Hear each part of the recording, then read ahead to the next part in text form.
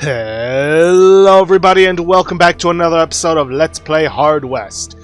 In the previous episode, we started the as good as dead scenario, wherein it started with Warren and Florence being killed. But Warren sold his soul to the devil in exchange for a chance at revenge against the masked man. And I should note that I actually kinda had to restart this scenario because I made a few mistakes. There's also been some mention within the guide I'm using of a hermit, but I have yet to see anything about it. Things are pretty much all the same. I'm still poisoned, still got that gushing wound from the traps, thankfully. I also got, if it would load in, Brandon Scott. I think the only thing that might actually be different is my cards beyond Shadow Salve. Yeah, I don't have the Beast Hearing or whatever it is. Dodge. That would actually be pretty good to put on Warren. And Terror, Panic Nearby Enemies. I may as well put that on him as well. Alright, let's head into the cannibal farm. The farm looked innocent enough, but you knew better than to trust appearances. Cannibals had heavy sentries at the entrances. You hadn't seen trace of Murray yet. Chances are they had him locked away somewhere. You entered the farm. The elixir trader had kept his promise. The enemy wouldn't expect trouble. Okay, for preparations, we are actually going to give Warren a 10-gauge shotgun and the repeater rifle. As for Brandon, we are going to give him the elephant rifle and the 6-shooter. We are also going to take the lucky coin off of him and instead give him the ocular. And give the lucky coin to Warren, because he's probably going to need all that luck. This does take us down to only 2 maximum HP, so we have to be very, very careful. Let us proceed to combat. Oh, and it should be noted that poisoning doesn't scar over. See, there are wounds and there are sicknesses. Sicknesses don't become scars for obvious reasons, but we can't cure this. Well, we could, but we shouldn't, because that would also get rid of our gushing wound.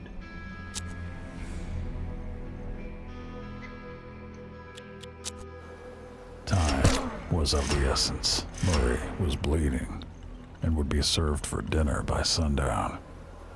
You could either kill the cannibals before he died, or free him and patch him up enough to survive the fight. Also, a part of you was curious what the fuss about human flesh was anyway. Okay then, that's one of our optionals, is to, eat this flesh, which I believe actually does get us a card. Now, we're going to want to be careful moving forward. We only have a limited amount of time in order to free Murray. You're going to want to have Brandon positioned here, and as a matter of fact, he's pretty much going to stay there for almost the entire time.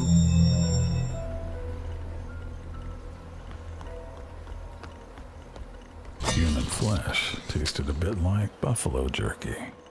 Not half bad. Strangely, you felt empowered by this casually heinous act. Alright, she's going to be suspicious, no sense letting good meat go to waste. But that's not going to matter.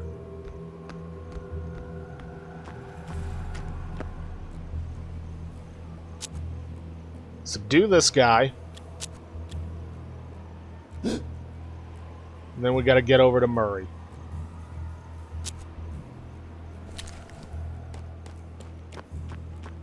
The woodshed smelled of garlic and rosemary. Seasoned gunslinger just got a whole new meaning. Now, even though many of the cannibals are poisoned and are pretty much at half health, there are some that are still at full health. I recommend trying to take these two out as soon as is physically possible. Now, unfortunately, Warren can't move, and Murray can't move after him. So we're going to have to take one more turn. Thankfully, we're no longer on a timer. I'm going to put Warren right here. And then put Old Man Murray over here. I'm going to take a sniper shot at the healthy cannibals. Gonna go for the one that's closest to Old Man, or not to Old Man Murray, to Brandon.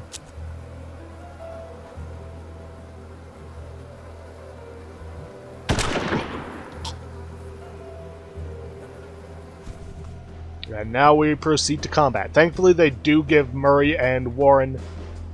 Really? You can't see that guy from... Well, I suppose I can see why. Still, though, that sucks. 73% chance. I'm gonna take that chance. In the hopes, yes, that I take out another one of the still healthy ones.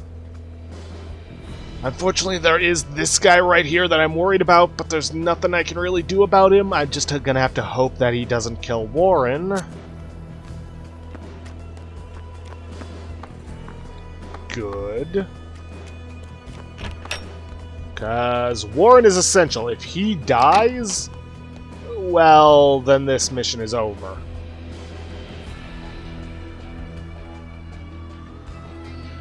Okay, Brandon, you're gonna have to reload because unfortunately the elephant rifle is a one-shot deal. Which means I can't take a scoped shot. But I can take a very high percentage shot chance to kill. You're gonna want to be careful of this huntress right here. Because, well, she's gonna be a serious problem if she gets you in her sights. Just gonna keep the others where they are. Warren... Why not reload a little bit? And let them come to us. Or not.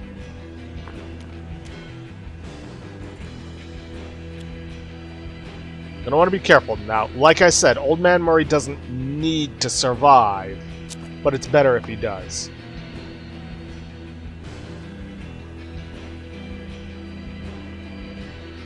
Come on, these guys should be moving around more often than they currently are.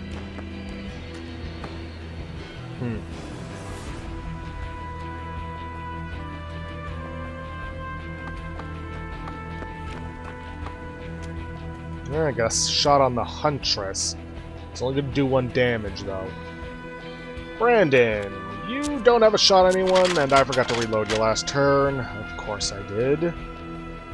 See, there's Gunslinger, the long shot, and that's all you got, but it's such low chances I'm not going to take them.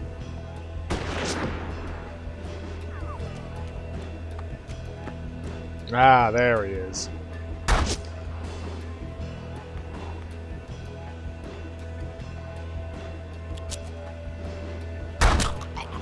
Okay, there's that one down.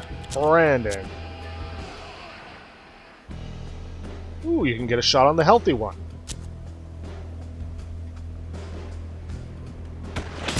Perfect. Which means that Warren doesn't have to worry about him.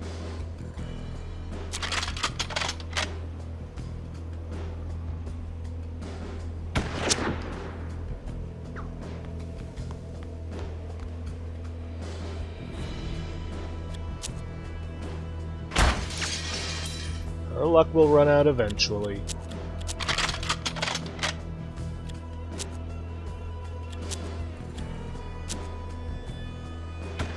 Thankfully, I don't need full damage, at least not against these guys, specifically.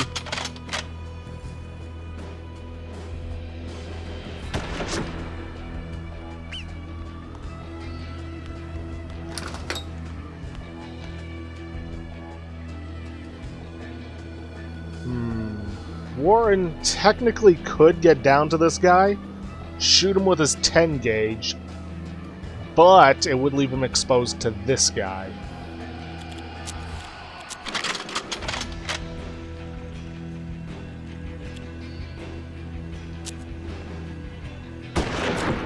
And it doesn't even matter.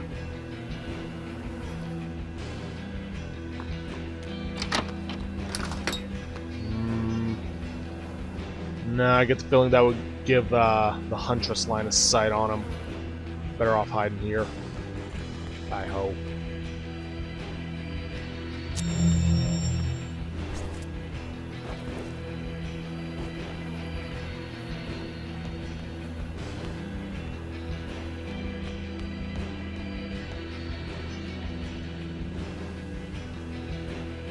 Okay, Warren, get over here. And kill this guy.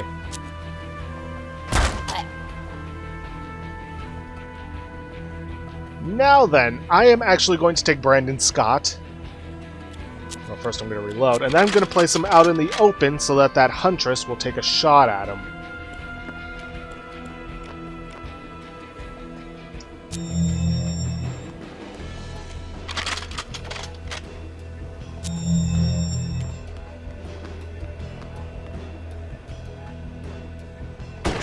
Now you're probably wondering, why am I doing this? Well, so that he gets a scar. Problem is, if this is anything like the first recording, this is gonna take a while. Because she's using a sniper rifle. And has such terrible aim. Because Brandon wasn't getting shot at, he still has all his luck. Or rather, had all his luck.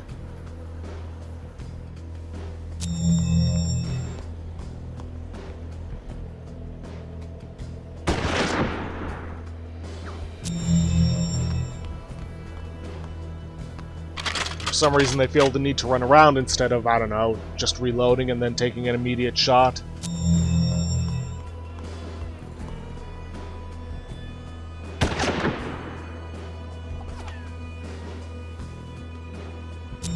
Alright, one more shot and then she should be able to shoot and not kill him, but give him a scar, or rather a wound that becomes a scar.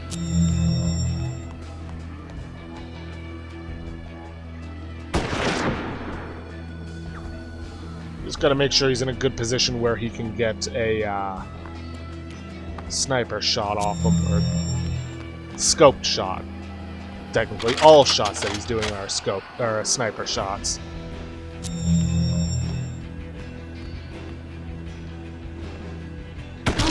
There we go, spine fracture. Last time he got a face mutilation, which got a gouged eye.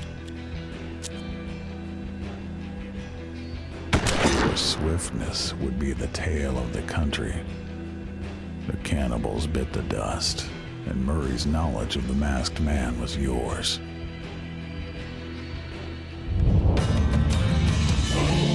Okay then.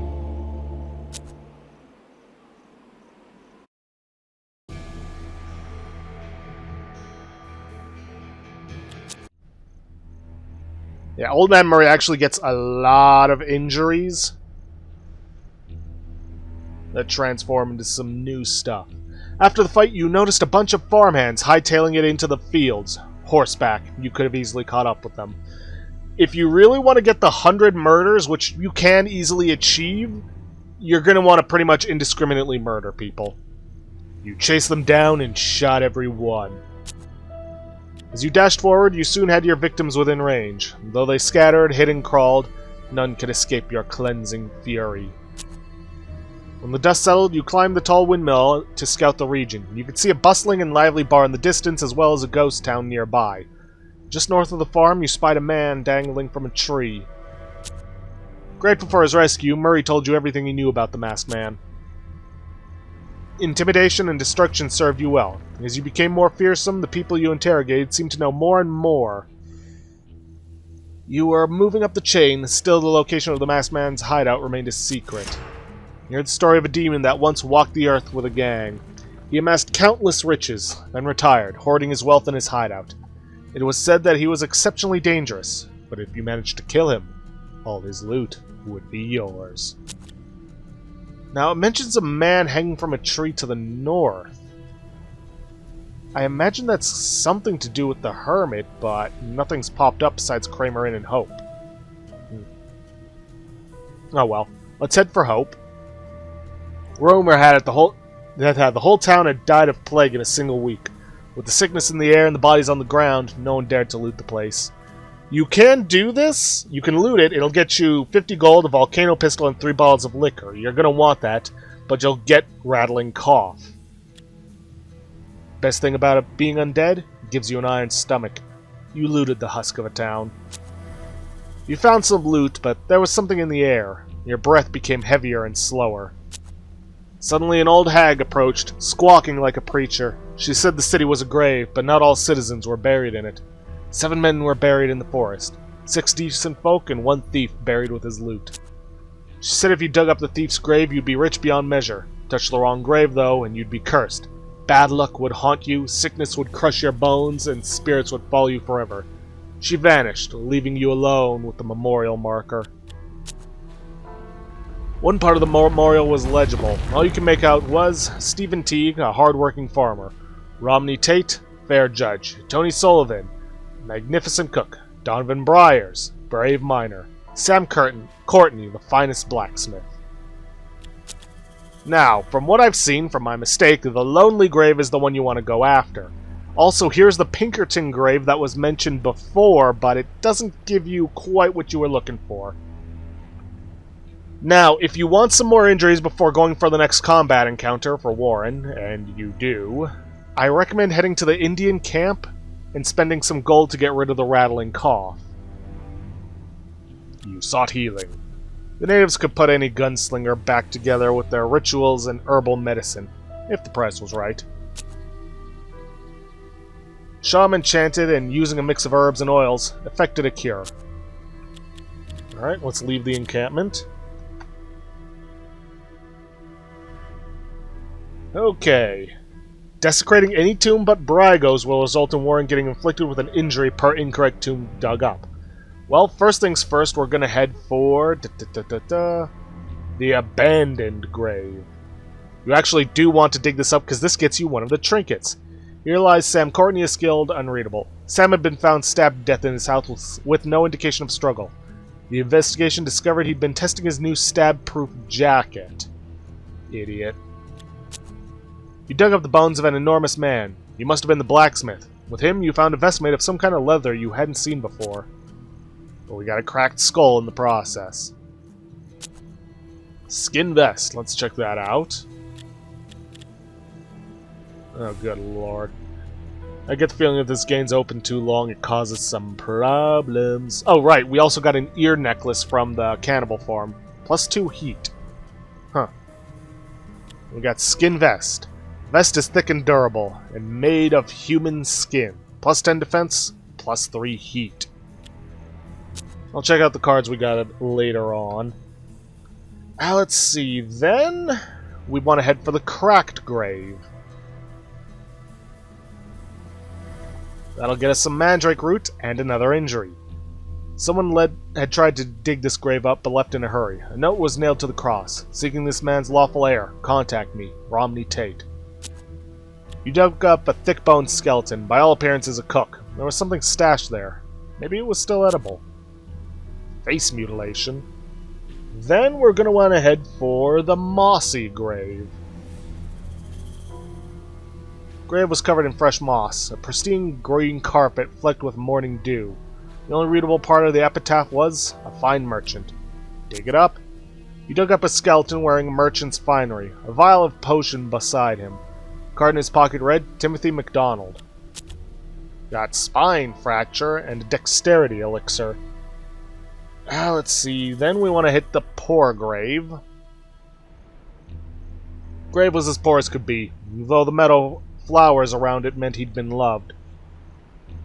You weren't sure why, but you have a feeling this was the grave of a farmer. As goes the grave, so goes the man. Poor. A name was sewn into the lining of his coat, Stephen Teague. The only other item present was a bottle of liquor. And we also got mangled foot. Then we want to hit the Pinkerton grave. This is a grave that was mentioned earlier in the guide, but we never found it. This is a burial site, but not what you'd call a proper grave. Dig it up. As expected, there were no fine clothes, gold, or valuables here. But you did find a derringer. To your surprise, you also found a card saying Romney Tate, Judge. That gets us Venom. Venom's not a good one. Toxic secretions cause extensive damage to human tissue, -1 HP per turn. But we can offset that with the Shadow Salve and the Abdomen Puncture, so I'm not too worried about it. Yeah, we got a lot of stuff that's minusing our max HP. Oof. Let's see. Then we want to hit up the grimy grave. The grave was dirty and foul, filled with broken bottles and other debris. The headstone reads, Donovan Brines. Friends? Yeah, whatever. Dig it up. The skeleton was unremarkable, except for one solid gold tooth. Must have been a miner. Shredded hand. Oof. We also got some gold nuggets, but they only sell for, if I'm right, about 25 gold, so can't be all that good. Lastly, the lonely grave. This grave bore just a simple cross and did not appear well tended. A name was carved on it. Farron Brygo.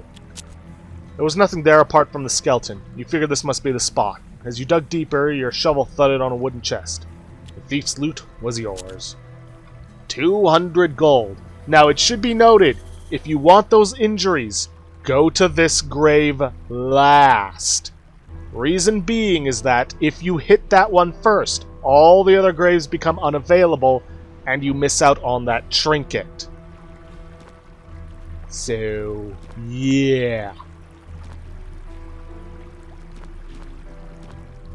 Okay then, after we've done that, we're going to want to hit up the Indian camp. Share the bottles of liquor we got from Hope. You sat by the fire and offered a bottle of whiskey to share. You sat a few hours, drinking and smoting with the natives. Around midnight, the real stories began to unwind. You heard tell of a sinister deity living in the forest, and a totem representing it not far away. Let's do this again.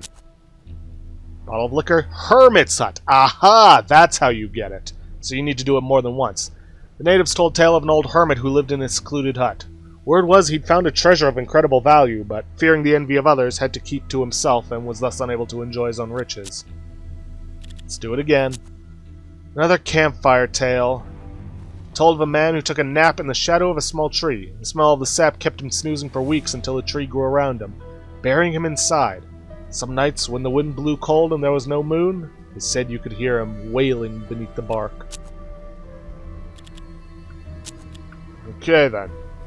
Now with that, let's head for the Indian totem.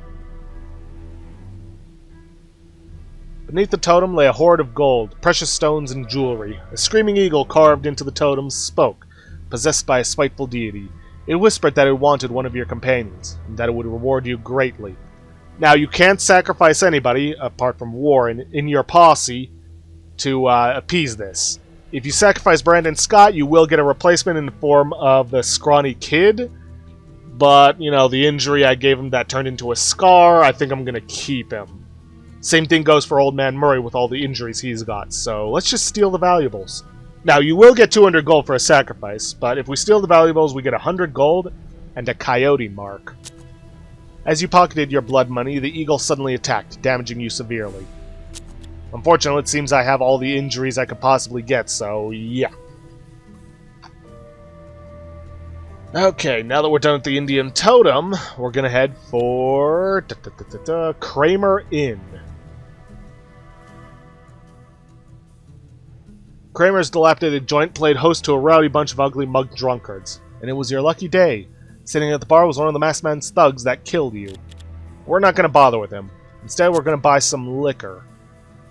Or rather, a dose of opium.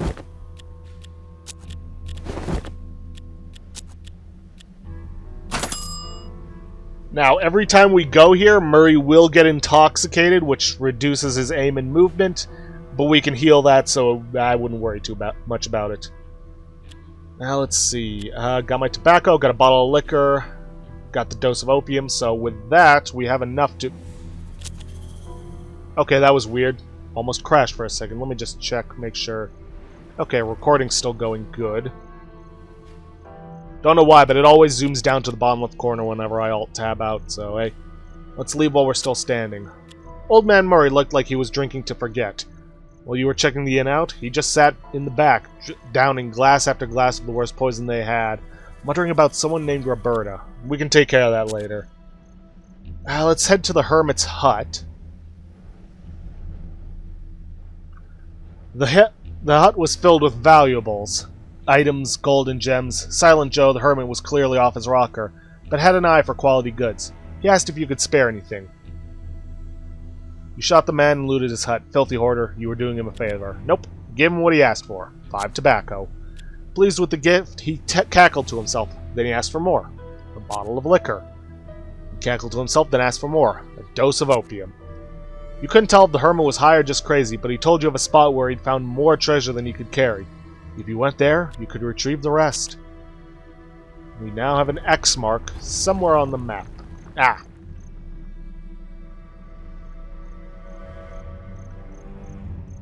This had to be the spot. Start digging. After an hour of digging, you hit a small iron chest. You shot the rusty padlock off and retrieved a small fortune residing inside. 250 gold. Okay.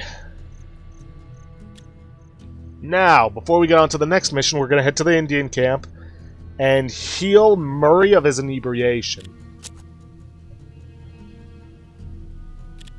And for 50, we could also heal Warren of all his injuries, but I went to the trouble of getting them, so no. Shaman chanted you use a mix of herbs and oils, effected a cure. The natives lived in a small and fertile... No, wait, I already read that. Okay, then. Then, we're going to head to the gunsmith shoppy.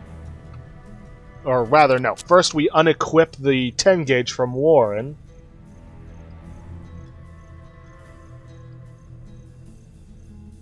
As soon as this loads up, take the 10 gauge single shotgun. I could have sworn I had more than that. Wait, there's the double. Where did I get the single from?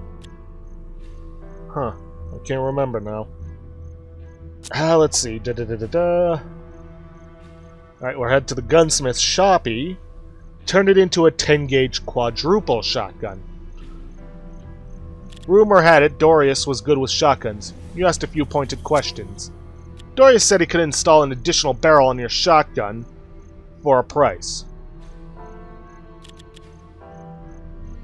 You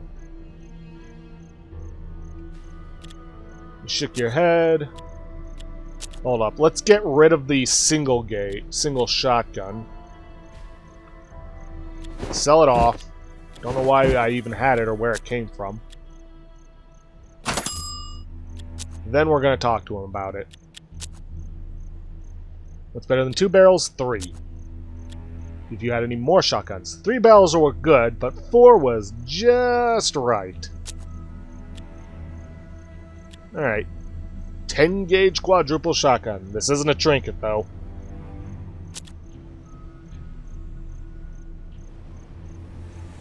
Next up, we're going to hit the Fate Trader, buy a repeater rifle, and some snake leather boots.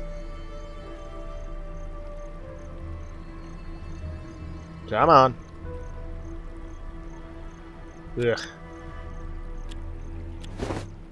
There's that. Head over to the talismans and get the snake leather boots. A lot of cash, but we got plenty to spare. With that, we will be ready to raid the demon's hideout. However, we don't have enough time. We have about a minute and a half left before we hit the 30-minute mark, and I'd rather not hit that right away. And because I'm not 100% sure how long this mission's going to take. So, I'm going to have to end it off here for today. If you guys like what you see, please leave a like, subscribe for future content. Don't forget to hit that bell icon to get notifications for when I upload, or to hit the straw poll link to vote for our next Let's Play, which is currently at 3 votes. 2 for A Hat in Time, and 1 for Shadowrun Dragonfall Director's Cut. And please, leave a comment down below this video. I'll see you guys in the next episode. Thanks for watching.